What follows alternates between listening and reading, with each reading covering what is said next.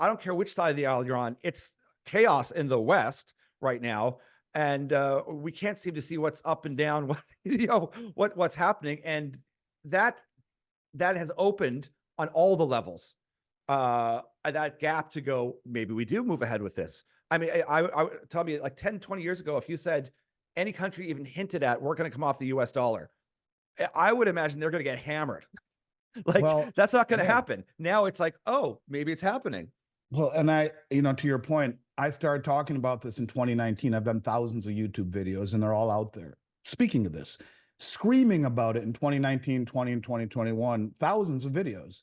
People told me I was nuts, but I've been right. And that's the scariest thing of all. I have called all of this, and I'm not saying I'm a soothsayer. I mean, I've been doing this for 34 years.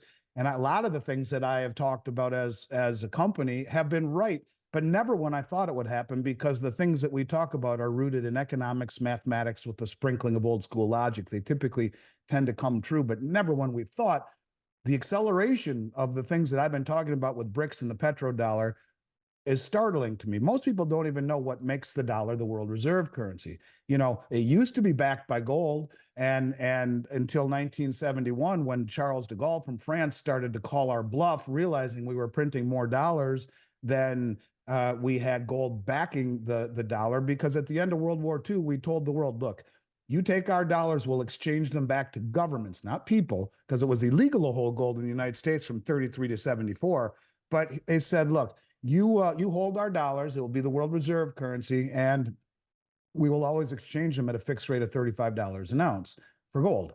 So de Gaulle said, give us back our gold. He sent warships to New York Harbor filled with gold. Give us the gold. We want it. And we did, and bled down over half the gold over a period of 2 years that was held at the Fed, or at the Fort Knox, and lo and behold, Nixon closed the gold window. But it was 2 years later that Henry Kissinger was dispatched to Saudi Arabia and struck a deal with the Saudi kingdom. We'll protect you, but for that protection, you, and by extension OPEC, will value oil in dollars globally and put the residual income into U.S. treasuries. And it's been that way for 50 years. Now, the fact that the Crown Prince of Saudi Arabia just recently said China was our most important trading partner in 2023, and for the next 50 years, well, that should be startling to people. Those words were chosen carefully. And if you wanted to undermine the dollar hegemony, the fact that we protect the Saudi kingdom, that the petrodollar is very important to us, the last thing you would do is sign an executive order to go green and tell Saudi Arabia, listen, thanks, guys, we're going green, and then weaponize the dollar against countries who do not align ideologically with us, like Iraq, like Iran, like Russia. And, look at the case of Iraq. We invaded them 20 years ago. We are still sanctioning 14 of their banks and still occupying their country. And they made $95 billion in oil revenue last year. They're not allowed to direct it. It's held at the New York Fed, right?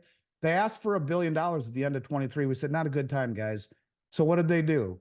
They have made trading in dollars illegal. If you own a company and trade in dollars, you go to prison. They'll take your business. They are in the process of kicking Western coalition forces out of the country. They have formally applied to BRICS, along with 36 other countries on top of the 10 that's already there. 36 other countries have formally applied. And as of January 1, they have all dollar bills that were green dollar bills. They're out of the country. The banks don't hold them anymore. So we have weaponized the dollar and the treasury market. We have told the world, including Saudi Arabia, that we are going green. And what has Saudi Arabia done? Well, they've joined the BRICS. They have formally applied to the Shanghai Cooperation Organization, along with Iran, which is, and many other countries, by the way, which is the largest regional financial and military organization on the planet. Every single OPEC country is on the Belt Road Initiative. The Chinese Belt Road Initiative, the largest infrastructure project in human history. Every OPEC country is there. Every OPEC country, did I say that? Every OPEC country is on the Belt Road, the largest infrastructure project in human history. When you put together the Belt Road, the Shanghai Cooperation Organization, and the BRICS, you're talking 85 to 90% of human population. But they have also told the world, including at Davos at the World Bank meeting, that or the World Economic Forum meeting, whatever the heck it was, we're open to taking other currencies for oil. And that's what you see happening right now. And all of these commodities are being sold in local currencies right now. Too much emphasis was put on the common settlement currency, which will happen. Sergei Glaznev, the Russian finance minister, promised us it's going to happen, and it will, and it may happen right away. It's going to be a basket of currencies and a basket of commodities. What commodity? Well, probably gold, the only other tier one reserve asset.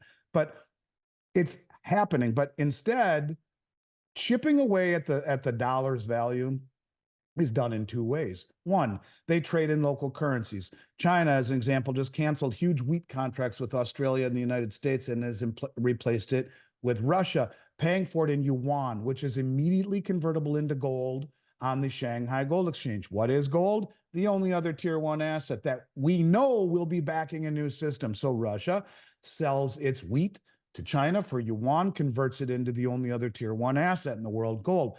Saudi Arabia selling its oil to China for yuan, which is immediately convertible into gold. China buying from Brazil corn and soybeans, paying for it in yuan, immediately convertible into gold on the Shanghai Gold Exchange. Iran awarding China a huge contract to modernize their biggest airport, paying for it in oil. What is happening is that the dollar is being usurped by local currencies for settlement. That chips away at the settlement value of the dollar. And gold and oil, and to a lesser degree, other commodities like silver, are being used to replace the treasury market, which cannot be confiscated, which cannot be sanctioned, and which, if you look at gold, go back to 2000, it has massively outperformed the bond market, massively. Mm-hmm. And it can't be sanctioned, and it can't be confiscated, and it can't be weaponized, and there is no default risk. So these things are happening right out from underneath us, and the public has no idea. They can't get out of the way of what the media doesn't tell them is coming.